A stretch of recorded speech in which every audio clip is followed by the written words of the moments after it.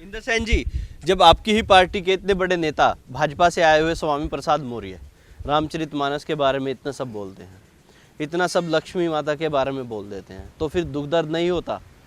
गंदा नहीं लगता कि ये क्या बोल रहा है कोई आदमी आके केवल राजनीति के लिए? हम विशुद्ध रूप से वैदिक सनातनी हैं। हमें कष्ट होता है उनके इस तरीके के बयानों से। वो उनके अपने व्यक्तिगत विचार हो सकते हैं, हम बिल्कुल भी उनके विचारों से सहमत नहीं हैं।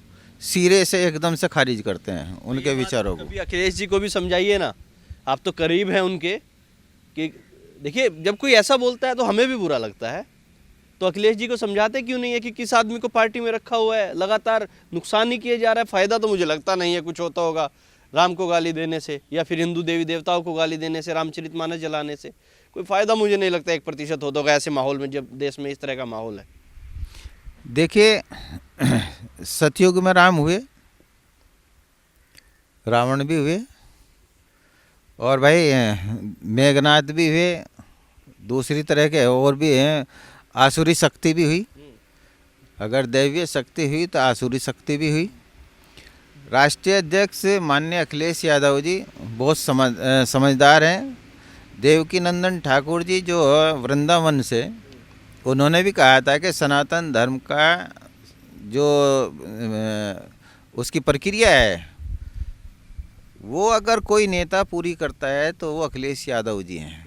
उन्होंने खुले रूप में बयान दिए थे और उन्होंने की भी। जब माननीय नेताजी का स्वर्गवास हुआ उसके बाद भी आप लोगों ने देखा होगा, हमारी बात भी हुई थी राष्ट्रीय अध्यक्ष जी से, और डिम्पल यादव जी ने तो बिल्कुल उनको अलग से बिल्कुल खारिज कर दिया था कि वो उनके विचार हैं, अपने विचार हैं। देश में सबको बोलने का अधिकार है। भारतीय जनता पार्टी हो या कांग्रेस हो या कोई से भी दल हो, ऐसे ऐसे कई एक आ जाएं ये जो बड़बोलेपन से बोल देते हैं। लेकिन रामचरितमानस में हमारी आस्था है, जितने हिंदू हमारे शास्त्र हैं उनमें हमारी आस्था है, और इस तरीके का अगर कोई बयान दे तो स्वाभाविक सी बात है हमारी भी आस्था को ठेस लगती है। बिल्कुल, कोई हमारे बाप को गाली दे और कहे हमारे निजी विचार है तो वो सही नहीं है, गलत चीज़ है।